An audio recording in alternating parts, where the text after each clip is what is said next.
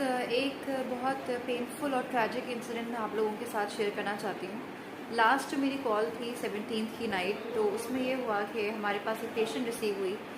Para 5 previous 5 थी। जो medical students हैं या डॉक्टर्स हैं उनको पता होगा कि पैरा 5 प्रीवियस 5 का मतलब होता है कि उस पेशेंट का 5th सी सेक्शन ऑपरेशन था और वो कंटिन्यूसली ट्राई कर रही थी बिकॉज उसके पास 4 बेटियाँ थीं और लकीली अल्लाह ताला ने उसको इस बार बेटा दिया था।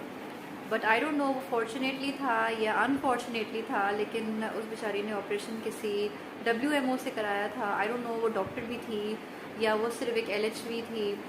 तो उस पेशेंट को ड्यूरिंग सर्जरी इतनी ब्लीडिंग हुई, इतनी ज़्यादा ब्लीडिंग हुई, और उन लोगों ने उसको सिर्फ ऐसे ही स्टिच करके, यानी अंदर का जो भी इशू था, जो भी मसला था, वो वैसे ही रख के ऊपर से पैक करके उस पेशेंट को हमारे पास भेजा। दोपहर 3 बजे की उसकी सर्जरी हुई हुई थी और रात को 2:30 बजे वो हमारे पास रिसीव हुई इन अ स्टेट ऑफ शॉक।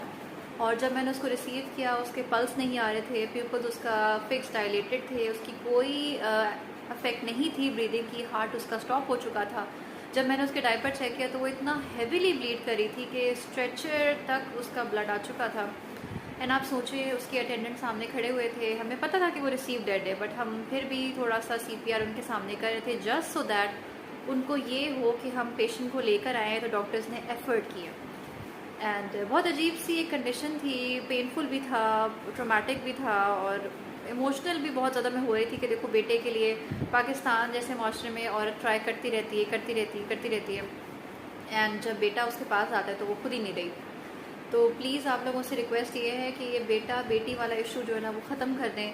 आपकी सेहत बहुत इम्पॉर्टेंट है, बाकी सारे बच्चे जो आपके पास हैं उनकी केयर करें, उनकी रिस्पेक्ट करें, उनसे प्यार करें और नए की तलब तभी करें जब आपकी सेहत ठीक हो और आपके बच्चों के बीच में मिनिमम 3 साल का गैप हो।